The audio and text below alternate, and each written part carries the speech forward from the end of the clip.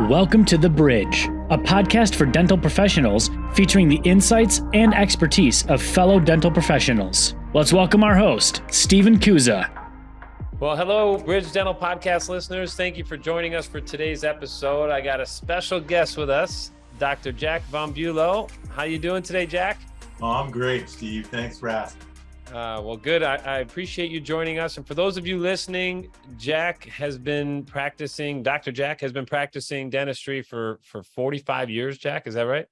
Let me make that 46. 46 years. So we will have no shortage of topics to go through today. And I'm super excited to have you on here. And I kind of want to just skip all the intro stuff. You have an amazing profile. Trust me, for the listeners, you guys can Google him all day long. He's got a great resume, great history. I just want to kind of dive in with the time we have together and get going. And we want to learn, man. 45, 46 years is amazing. So congrats on that. Well, you know what? It's like I mentor kids who are interested in a career in health service and science. And what I lead in with it, I've been doing this a long time, and I've made a multitude of mistakes. So each mistake is a learning opportunity. So I've got plenty to share. Okay. Well, we appreciate that. And let's do this to ground everybody and the listeners of where you're at today. Dr. Jack, let's give us some insight. Where are you at today in dentistry? And then we'll take it from there.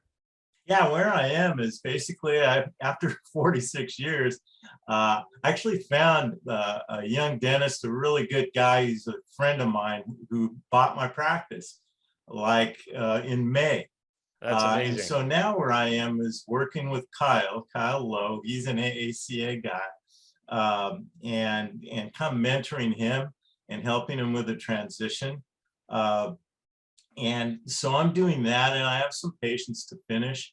But yeah, my career is 46 years. When I see that in print, it almost makes me shudder. My original plan was to practice 20 years and then move to the Amalfi Coast. But that didn't quite pan out. And the good thing about it is the last 20 years have been the most fulfilling. So I'm glad I've been around that long. Well, yeah, let's figure that out, because you had this vision, this plan, and I'm reading all about you. You write an article a day, you're publishing material all the time, and you're mentoring, you're doing dentistry. So a lot to unpack there. Let's take it back a little bit. Let's take it back, because you weren't, when you were growing up, you weren't always going to be a dentist, right? So there were some other dreams and visions, and let's talk about that a little bit. Tell us when you were first starting to get going in high school and those sort of things, but walk us through as a kid and how dentistry came to be. Cool. It was kind of a process of elimination, because many kids my age, when I was growing up, my dad was a really good athlete. My brother was totally interested in sports. My older brother, was 10 years older than me, and he had me decked out in USC gear by the time I could stand up. And so that was really important to me. And so until I was a freshman in high school, I just assumed I would be a professional athlete of some sort. But when I checked in at 5'6" and 100 pounds in the 9th grade, and all the big kids who we would never pick were playing varsity sports, and I was getting up at 6 a.m. to go practice C basketball, it occurred to me I needed a backup plan. And of course, in those days, professional athletes, that was like a part-time job. So you need to sell insurance, you had to sell shoes, sell something. Right. There were no TV deals back then. No, you were literally selling another brand of shoes and trying them on the customer. You weren't signing a big, bonus check to have your name on the shoes. But yeah, then I go well, I'd heard my aunt who lived to be 100 years old, worked in the garment industry. She was a production manager. She somehow knew a person who was aligned with her company that was a commercial artist. And I thought, well, I can draw. I'm a really good drawer, man, if I play in sports and on the side, I just get to draw. You're going to pay me for that? Why not? So I took 2 years of art class in high school. And at the start of the second year, I was sitting next to man that a young man who I thought had killed people. He was he was like, I had Dangerous him dude. painted as a gang member. He scared the hell out of me. And I looked over at him during the course of just trying to survive through the semester and saw that he was designing cars, that he was drawing ladies in a context I'd never seen before. And I go, well, this guy can outdraw me, beat me up at the same time. And I go, all right, what's the next plan? So the next plan was really like, where's my aptitude? So it happened to be in science and math. Okay. I really wasn't all that interested. But I go like, wow, what is there in science and math where you can be creative, you can work with other people? Because I've always enjoyed engaging other people, and where can I do that and maybe make an interest, and then this aptitude will fit in. So I go, well, health. So physician, dentist. So I read 3 books. The 3 books were Making of a Surgeon. It's going to take forever.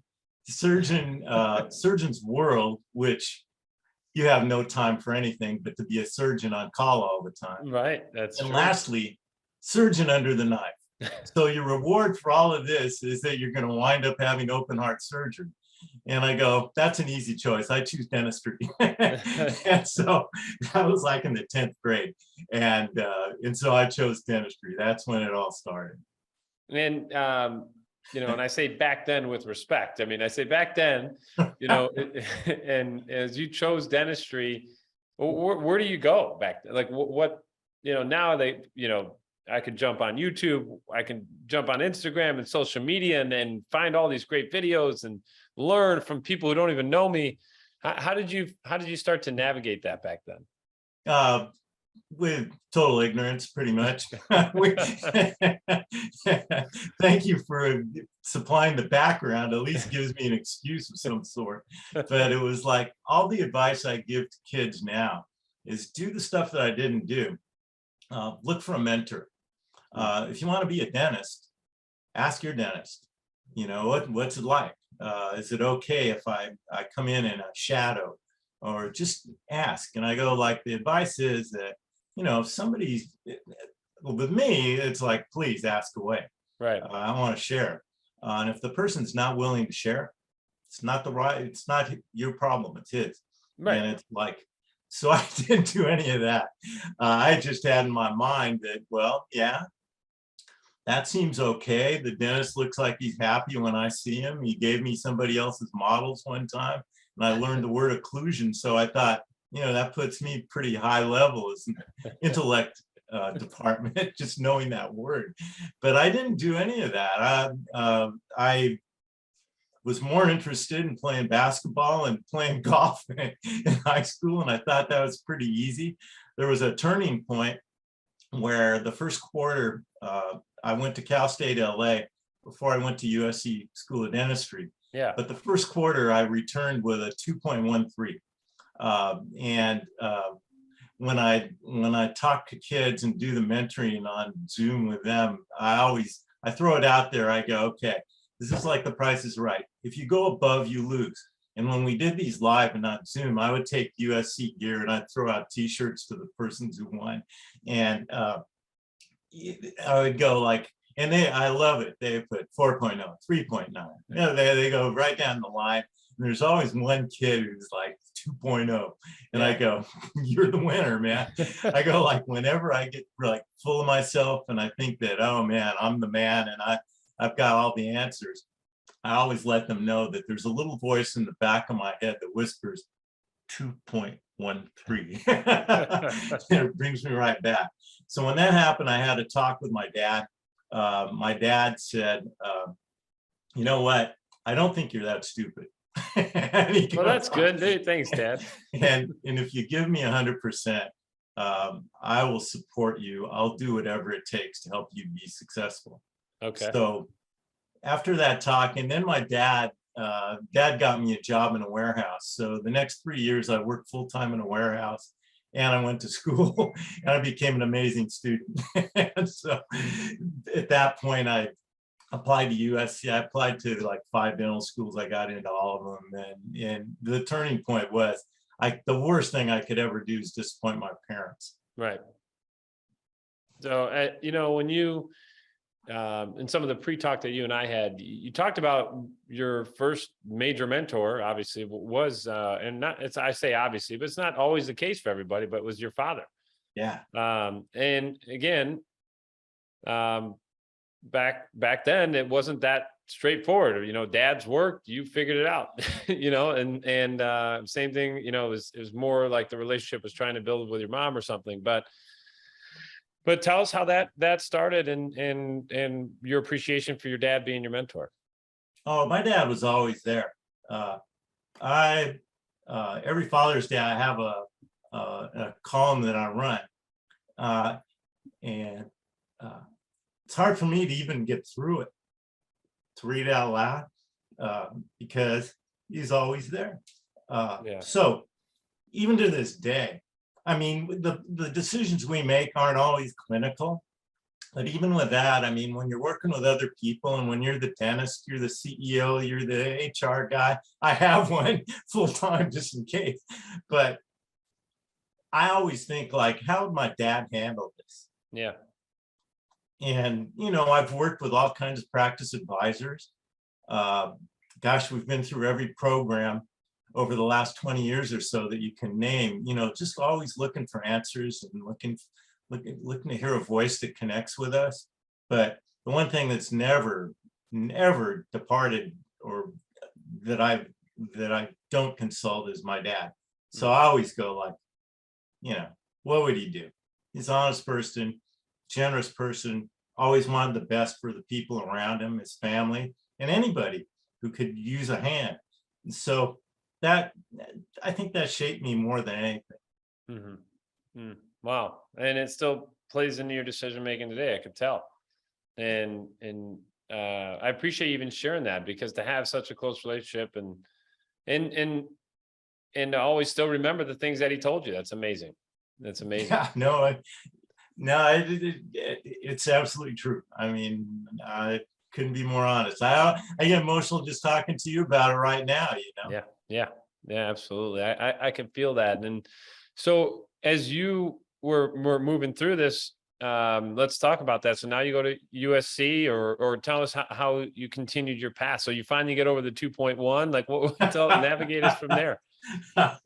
Well, the next thing I do, I always suggest, and what I contribute to people who are interested in any kind of health science or any path that I've taken, is that when you go through school, at that point, all I cared about was my GPA, because I put myself in a hole.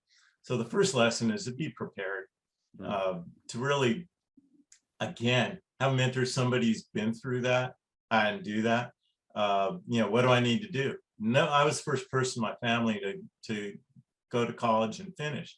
And it's like, so that's one area where I couldn't get a lot of input. And so I thought high school's easy, and here people aren't even looking over your shoulder. So I can dictate how I go about things, which, I learned the hard way.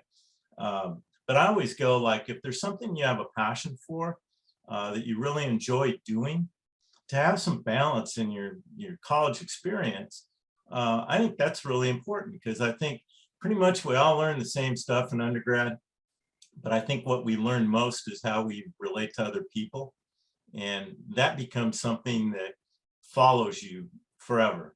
And so how do I relate to my team? How do I, figure out how this person wants to receive information?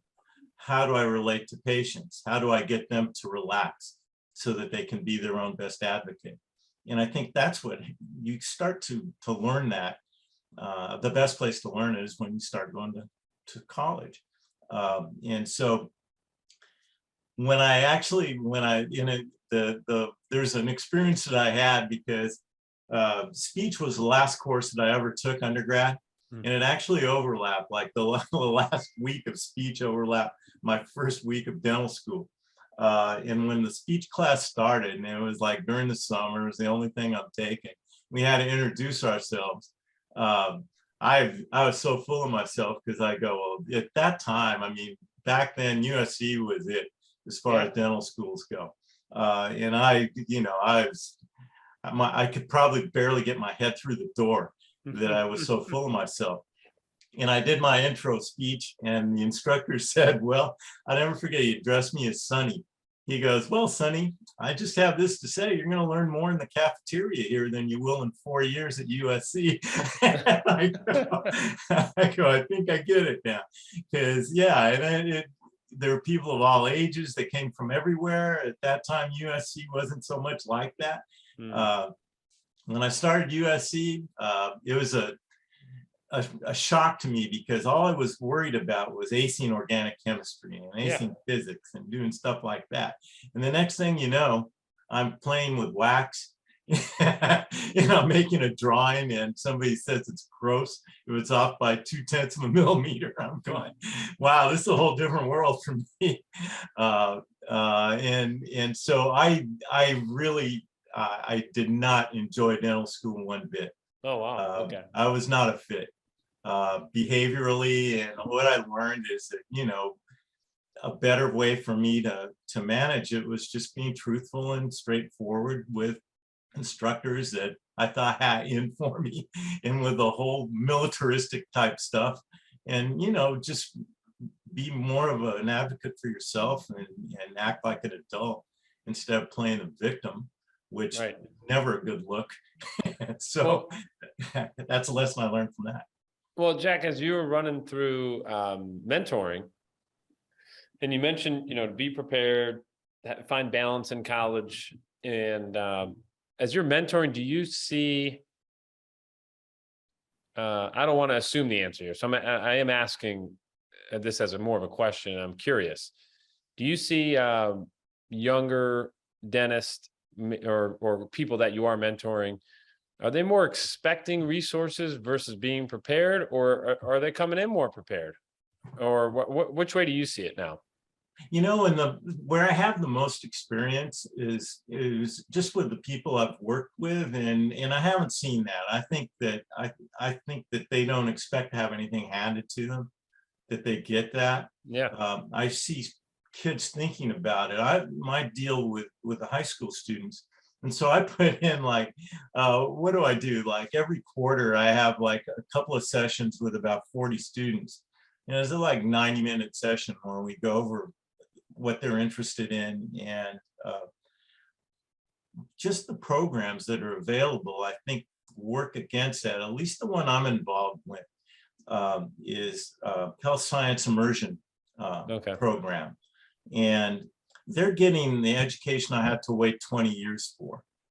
So I think they have a clear look of what to expect, because they get to deal with people like me. Been through that. I'm the designated dentist, and this program basically helps them. They need to collaborate to put a project together. They need to learn personality profile. They make a presentation, they learn this, they work together in groups, they get to hear from people and learn from people in different health professions. And a lot of that, and they get to learn about the business side of things a bit, if that's appropriate, and what to expect when they go to college, and basically a path for them to choose. So I think the really young people that are truly interested in part of programs like that are way better prepared than I ever was. And I couldn't tell. I don't want to be the get off my front lawn and go, these kids that come out today. The people that I work with, that I get to work with, who are super young, some of them are really new into practice and are fortunate enough to be part of AACA. And work with people like Galler. I'm impressed with them. Gosh, they're so much better prepared than I ever was. And they're not taking things for granted. They're willing to really work, and they do some amazing stuff. So that's kind of my sample that I have to work with, and they're super impressive. And I appreciate you sharing that. And I want to put a bookmark in some of the organizations you're engaged with, and we'll talk about the ACA, the different organizations that you also have partnerships with. But and so I want to come back to that and see how you're utilizing that today. And now you're looking at working on your golf swing. But either way, we want to make sure that people know that how these could help their career, because you from your profile, you are one to invest in yourself, invest in your team, and coaching and mentoring, et cetera, and the different programs you could do. But as you got into so graduating dental school, talk to us about this first practice experience. Were you an associate for a long period of time? Did you go out and just buy right away? Obviously things are maybe a little bit different today, but really the same kind of decision-making process that a lot of young dentists go through today. I think, you know what, I think it's a different world then, in that the whole point of it was getting out and having your own practice, establishing your own private practice and being the boss and calling the shots, and the autonomy of what the profession offered then isn't the same now. I mean, I can't imagine being $1 million in the hole. Yeah, right. A little bit different. Trying to set up your first practice. I mean, that I have no concept of that. What we didn't get and how we weren't prepared was part of what I have a hard time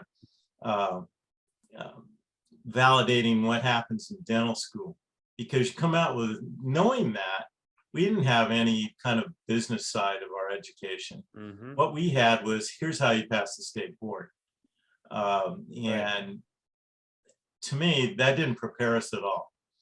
We didn't have anything. We didn't really learn collaboration. It was just get through that and pass the test. And so when we came out that way, I mean, it was funny when I got out, I was an associate for like 3 different practices, but the longest one was for about a year, and I couldn't take it anymore. I mean, it just wasn't for me. I wanted to do things the way I wanted to, and so when I started that, it was like I had no business sense at all, and a lot of my friends, it was like in California, they went straight to Orange County, they went to Huntington Beach, and they were lucky if they survived because things were so expensive, and they really didn't have any business knowledge unless their father was a dentist or owned a small business. With me, I didn't even know that. I couldn't believe what my payments were for the loan I took out for my practice. I go, I've only borrowed like $75,000. Why am I paying 110? So the guy across the hall had to explain compound interest to me. I go, wow, this is kind of tough. But yeah, we struggled with it. And I would tell you, like, share that for the first 20 years or so, I really wasn't happy with dentistry. Really? The one thing that was kind of the clue was just interacting with other people and seeing I could make them comfortable, to see if I could get the most out of the few people that comprised my team. The work we did, I felt more like a repairman. I mean, we did extractions, we did amalgams, we made PFMs. Right. And if I could make a PFM that actually looked aesthetic and didn't have black line, and when you had like tooth structure, metal, and porcelain all converging in thin little volumes of each, I tell my patients, if this happens, I'm calling the Vatican, because I want the Pope to know this was a miracle. Yeah, the other thing was, I mean, gosh, how things have improved so much, but there was a turning point. I mean, the x-rays, people would come in and you'd hold this little thing up to the light that you couldn't even see. And you had to, you saw it on a view box. Patient, just if they're nice people, they just agree with you, even though they can't see a damn thing. Right. And they walked out with a tooth that looked fine to them, that we could only see on an x-ray. And within a couple of weeks, if I polished the amalgam, they wound up with a black spot on their tooth. And I go, man, this is fulfilling. Does it get any better than this? But when materials changed, that was kind of the turning point for me. Okay. I followed a dentist, Ray Bertolotti. Don't know if you heard of him. Mm-mm. He had an engineering PhD in metallurgy. And so he was the godfather of adhesion. He Okay. called himself a bondodontist. And so it was a way where we could be less invasive and we could use more aesthetic materials. And I thought, oh, this is pretty cool. All right. Maybe I don't have to become a tennis instructor or go back and go to school again. And which would have killed me because my parents. You don't want to do school. Yeah. Yeah. So that led me to something called dental boot camp. Because Bertolotti got interested in that. And that was a turning point for me. Dental boot camp was founded like in the mid 90s, maybe early 90s. How long were you in dentistry when you went to dental boot camp? I was like 20 years. Oh, wow. Okay. So this is like, you're going to renew your dentistry career here. It's absolutely true. Yeah. I mean, to give you an example of how transformational this was, I mean, I hadn't been out of LA County to do any training. Oh, wow. Okay. And even with Bertolotti, he would roll into town like every year for like a 2-day course, and I'd go take it and get all my updates. But we flew into Canmore, Canada, inside the Canadian Rockies to do dental boot camp the first time. And I was just blown away. It was like, it was amazing. Walter Haley was this guy who grew up in Mesquite, Texas, and he's always the littlest guy and he's the last guy picked. And he read a book, Think and Grow Rich, Napoleon Hill, and found the power of the mastermind and how you view yourself. And it transforms his life. He was the low man on the totem pole in his insurance company. He wound up buying the insurance company. His two partners in the deal were the owners of the Dallas Cowboys and the Houston Oilers. And he wound up having 3 businesses go public. Oh my goodness. And so he had a CEO boot camp at the time. And for the grace of God, a dentist showed up and he goes, "You guys really need my help." So we didn't bring any of this into the game coming out of school. And I mean, a lot of us carried around, even Galler. I mean, it's funny. David Galler goes, "You know what? The one thing we all have in common is after our dental school experience, we're all a little broken inside." And he saw this. And so he became my first mentor outside of the Von Bulow family. And he's the one that said, "Jack, what do you like Walter doing?" Haley you're speaking of, right? Yeah. Yeah. He said, what do you like doing, man? When dentistry, what's fun for you? What do you do? And I go, "I like to ride." He None goes, of it. "Why the hell No. don't you ride then? Yeah. Why not make that part of your practice?" And so he goes, and I still work with Steve Anderson and Crown Council. They're offshoots of dental boot camp. And it's one of the things I recommend to Kyle, who's the new owner of our practice. And it just taught us all kinds of verbal systems and how to listen and how to see objections as opportunities and how to work through all of that. And it was a great education. I mean, just for one example, permission statement, because I use it to this day. And that's the first time I used it in 1996. And it's just saying something that's simple, like, if it's all right with you, like, do I have your permission to just share anything that I see? Right. It's not within the borders of health. So then you're not trying to anticipate, can they afford it? Am I going to hurt somebody's feelings? Am I going to do it? It takes it away. I mean, basically, the patient granted you permission.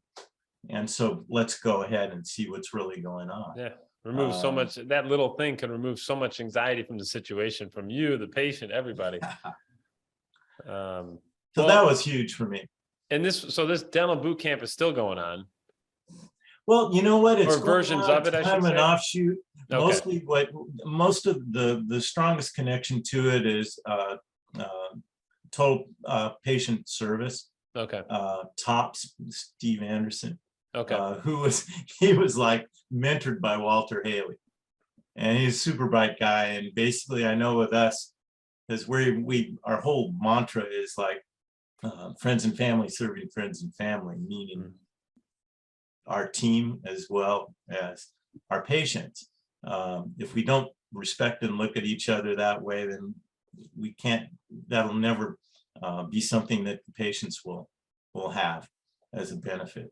You have to show each other that same respect and how we see one another. And that's well said. And so you go from 20 years of dentistry. That's amazing. 20 years of dentistry. You're not really enjoying it much. You're like, what are we doing here? You go to a boot camp. Luckily, you run into Walter Haley. Changes your outlook. You start writing. You've been writing for quite a while. Yeah. And tell us about your writing and how that's impacted you. Well, it's funny. I mean, I've always been somebody, I'll write into the opinion page. I think I got hired to work in, I started out working writing for the Pasadena Weekly and our local chamber paper.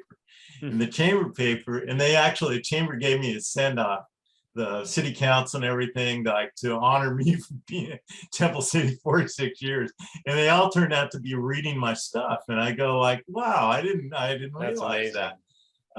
But yeah, the opportunity came that they got the idea to have a dentist do a piece in the chamber paper, and he ran out of material after 2 months. My only question was, do I get my picture in the paper? And they go, yeah. I go, I'll do it. Yeah, it's good marketing. More material than that. and so that's kind of how it started. And it's kind of like with writing, the more confident you are, the more straightforward, the more personal you can be in sharing what's going on. Yeah. I just sent you the one that I just sent in for the next AACA journal. I don't know if Valencia got to you, but it's like kind of an article where I go, the whole reason that I'm in the AACA and that I do Invisalign is so that I can be in videos. The ones that Galler does, and then I get to treat people that maybe lead me to something even bigger than that. So you can be honest, and we've published 3 books from as we went along, and that kind of becomes our business card. Can we smile? Molar jockey memories and memoirs, and most interesting dentist in the world. So the most recent one was the most interesting dentist in the world. You published that in 2018. So writing became also part of a business opportunity for you too. Yeah, it really did. I think the writing itself kind of spoke for what our culture was in our practice, where we have a sense of humor, where we're not afraid to be vulnerable. Mm-hmm. It's okay with us to really share what's going on, so that we know each other. I can be a better practitioner. You can be a better advocate for your own health. And I learned a lot of this just actually working with my mom and seeing what it was like going through the medical side of our services, and then how things could become so impersonal just at the wrong time. And not because anybody had the wrong motivation or anything. It was just that it's such a huge, cumbersome system that you get lost in the shuffle. And that's where we go like, that's not going to happen. We can be anything, but we're not going to be that. So people have names, use them. Pronouns, and you get a little talk with me. That's like, I think the biggest offense that I happen to notice, and I go, no, people have names, man, use them. And sometimes somebody slips up, and when I'm talking to, remember, I'm in a room with somebody, and it first to me is him. I go, excuse me, I guess you don't know my name. Yeah. I have one. So, I mean, it just put us into a culture where I think that we became a welcoming, warm culture. And the writing helped that. I think when I would do this, so like a new patient would come in, I'd always write a personal note every time I met a new patient. I keep track of what's going on. If a patient in our local paper, some kid did something great, I'd send them a note. I encourage anybody here to write notes to people, because it's kind of something that doesn't happen very much anymore. Yeah, it's But almost I think it has an non-existent. impact. Yeah. And so maybe 2 or 3 weeks after I met the new patient, I'd write something that I remembered that wasn't just about dentistry, but something personal that we talked about. And I'd thank him for it and put it on the inside of the cover and send him a book. And I go like, I don't think they get that very often, and it's like Walter said, it's like, if there's something in what I share with the kids, man, it's something I have a passion for, you're not going to stink at it. So don't worry about your GPA. I mean, you're going to do well if that's something you really care about. And if you're willing to share it, once you're a dentist, to me, it made the world. I mean, it made a huge difference for me. If I kind of paraphrase or tie this together a little bit, you used, and I say used, but you used your genuine self and vulnerability or just sharing and being real with people as a business model. And there's nothing wrong with that. I mean, that allowed more people, it allowed for, in your case, the right people to become your patients, clients, friends, and family in the neighborhood. And you're doing that now with the mentoring, et cetera. And so I think that's amazing. I wonder how many handwritten notes come out, and you just don't see it a lot. You just don't see it. No, I think, and I mean, it's something, it's like, and the toughest one for me is when we have a patient, and someone in their family passes away or the patient passes away. I mean, we're gonna send flowers, we do that, but writing those notes, it's tough, but then I've been there. So it's like, Right. My family's gone. And that's why I always talk about, it's easy to make my team family because they never, volunteered. I just adopted them, sometimes against their will. and they kind of fill the space that I was missing. Right. Well, if you navigated through many years in dentistry, sounds like 2 or 3 versions of your career, and always working to get better is what I noticed the common theme is. And then you met Kyle, and you sold your practice. So walk us through a little bit that process and how you came to that decision, because that's always a big decision for dentists, and a tough one at that. So walk us through a little bit how you were able to do that. Yeah, that's a really good question, Steve. It was a lengthy process. I thought that I'm one of these guys that I really enjoy coming in, and I love working with people who I see as family and treating patients. And then we're doing all these exciting things. My FOMO, my fear of missing out, is that Kyle's bringing in all this stuff that I'm going, damn it, man, I would love to be doing that. Because the whole deal, I mean, even just doing Invisalign was a big deal for me, because I'd had like no interest in orthodontics. I go, they're not even dentists. I mean, they're like, they don't inject anybody. There's no blood. It's like, they're like a whole different group. But when that came along, and again, I could feel like I can manage the whole patient under one roof better. And there's no middleman. I can kind of have a better, more effective way to go from the start to the finish with each patient, and then make such a huge difference for people. That was a big deal. That's how I met Kyle. Okay. I was told to recruit Kyle. I'm one of the presidents, one of the original presidents, Galler,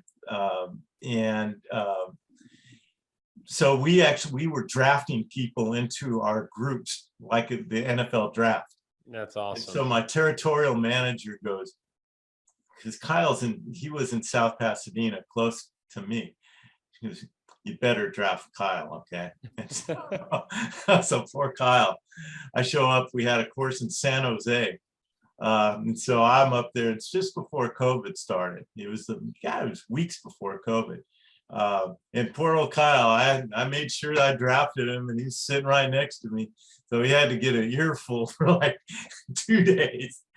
And I go, well, you can't do anything about it, buddy. If you don't like me, I drafted you anyway, you know? So that kind of started a relationship. And then there were things that were going on with him where he was just ready for a change.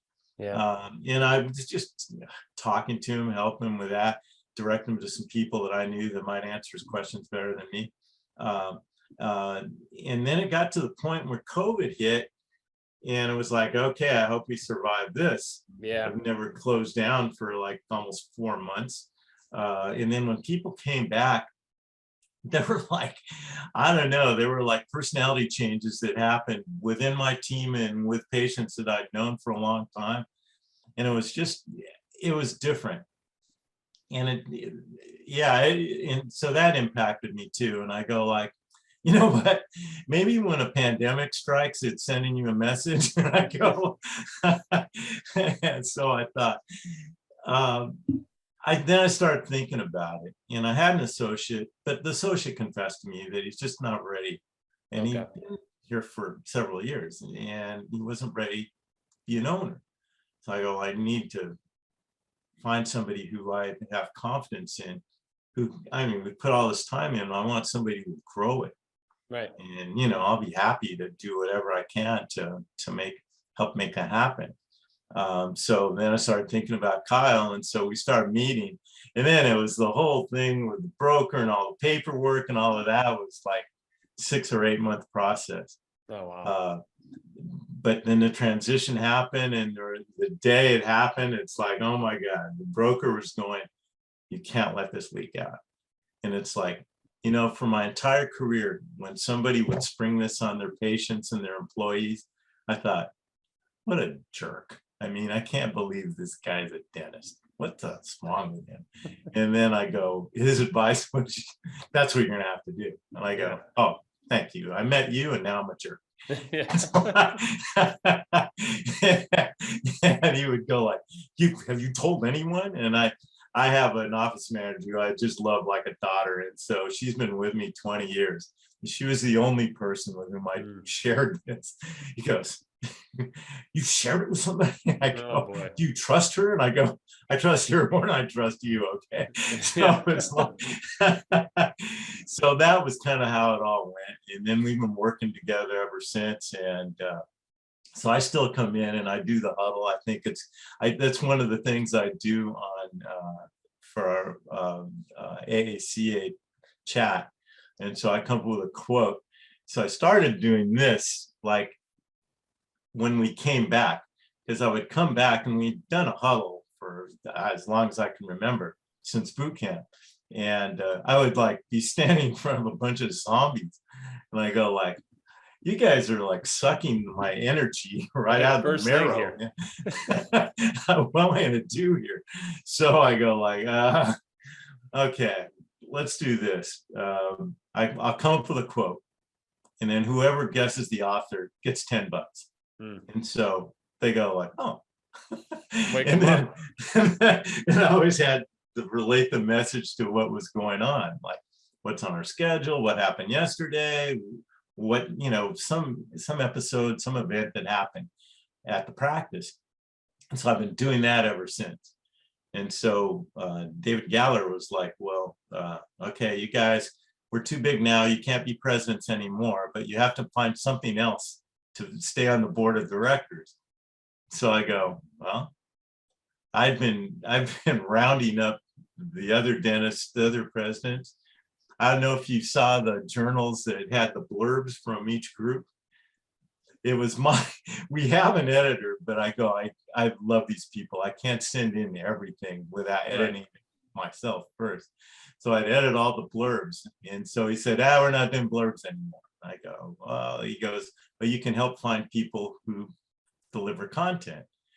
what else can you do? And I go, well, I can write a piece. David, he's always liked what I write. So he goes, okay, you can do that. And what else? And I go, well, here's what I'm doing every morning at the huddle. So what I do now, and I go like, Bari is one of the people that always comments. So she has a special place in my heart. I go like, man, I'm not getting much interaction here. He goes, Jack, you won't believe the difference you're making. I go, are you telling me that or what? But it's like, I do it and I would do it anyway because we do it here in the office. And so that's some of the stuff that's happening.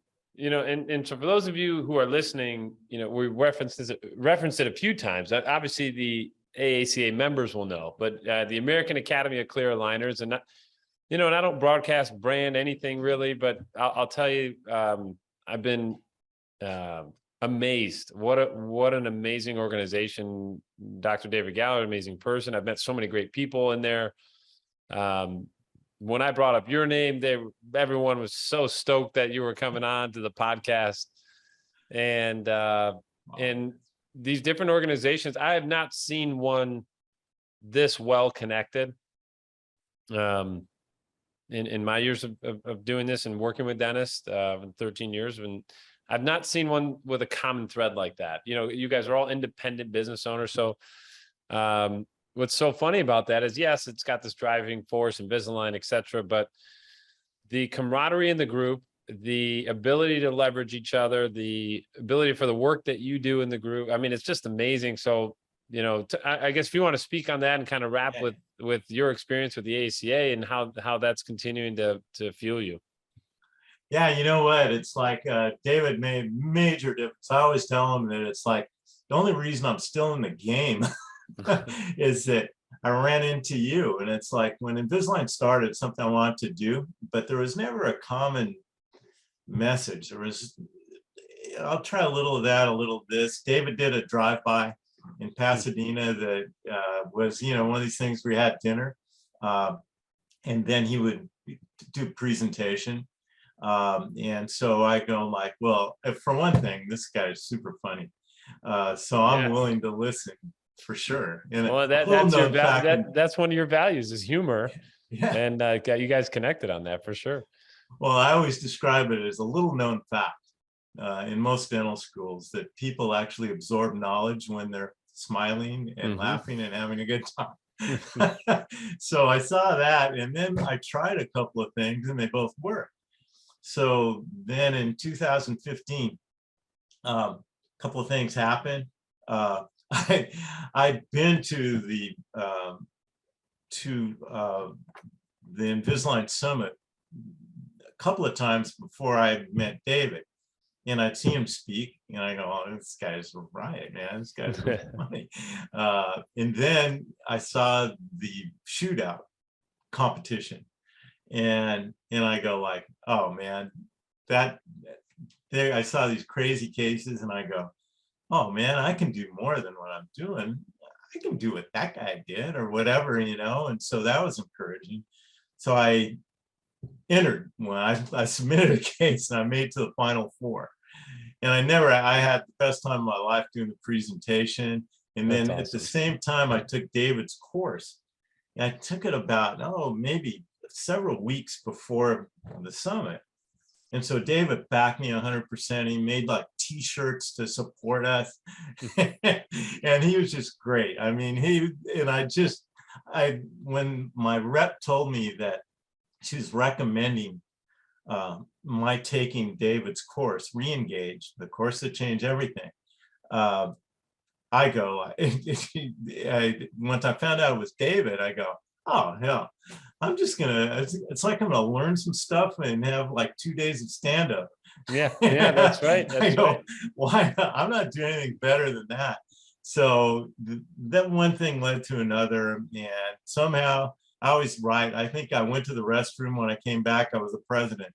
It was like, and so what he's built from the ground up. He always refers to us, yeah, I took this ragtag group of GPs and built this. I go, he has such a vision, and he has like cojones the size of basketballs to do all the stuff that he's done to build it into what it is. Yeah, absolutely.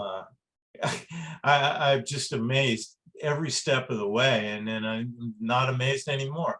It's built on family. One of the core values, our first one in my practice, you could guess, is family. And so I've never belonged to an organization that brought in such quality of people that have such a menu of things that they can share. I mean, we have business people like you that help us financially. We're all semi-illiterate as far as finances go. I'm sure you've learned that. And bring somebody who does surgery, somebody who places implants. There's somebody who treats kids with orthodontics. They come from all over the country, and then you look back and you go, "Wow, we're the most productive group in North America and probably the world." Yeah.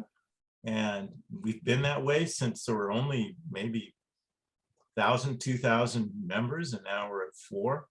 And it's just a powerful group. And I mean, I never dreamed I would go to a meeting in the Bahamas like twice, or Jamaica, or New Orleans, or any of these places, and get to hang out with such smart, good-hearted, generous people. No, I mean, when I think, had I not taken David's course, what I would have missed, been a tragedy. I would have been out of here a long time ago, and I wouldn't be happy, and I know what I'd be doing. Wow. So eternally grateful. I appreciate you sharing that. And then ultimately it led you to meet Kyle. Yeah. And you know, and that's what I mean by that. The connection across the country is amazing. And I've witnessed it twice in Vegas with you guys. It's fantastic. And I'll tell you, this talk we've had today has been very inspiring. I appreciate, you opening up and letting people get in a little bit on Jack Von Bulow. Sorry. And we really appreciate that. And I think you have a lot more to share too. I feel like there's either another book coming out, or we're going to have to get you on the podcast more often. So. It's one of my projects. I mean, as long as they'll keep me, I'll keep writing for the journal. And I write stuff for local papers all the time. And yeah, that's one of my projects, to write a legit book from start to finish. People seem to take a kind of a morbid curiosity on dentists and dentistry, and there's some humor in it. And I go like, that's a project I need to stop talking about and start doing. Yeah, well, we look forward to it. And look, you're right in LA. Maybe it's a movie. Maybe it's not a book. So, well, Jack, thank you so much. And what I'd like to do is how, if people want to continue to get engaged with you, and obviously I know you still enjoy mentoring, how can people get in touch with you? I can always put in the show notes, but if you want to share vocally, like, what is the best way to get in touch with you? I mean, basically my email address is jvonbulow@templecityddental.com. Okay. If people request texting, I can share that. Yeah. Okay. I'm always open. Okay. We will engage, and we'll put that in our show notes too, where people can reach out to you. Hopefully you don't get a flooded inbox, but nothing would warm my heart more. Okay, there you go. You heard it, guys. Well, so thank you again. We really appreciate any final words as we kind of wrap up. You know what? I just really appreciate the opportunity, Steve, and even the first phone call. I go like, your energy is great. Taking on a podcast is great. You're affiliated with my favorite group of all time, and you're just a great guy. I enjoyed myself anytime. Well, I appreciate that, and hope to talk to you soon. And for all of you listening, I hope you guys enjoyed the conversation today. True wisdom, and listen to this one again. And Dr. Jack, we'll talk to you real soon. Thank you so much. For all the Bridge Dental Podcast listeners, we'll see you on the next episode.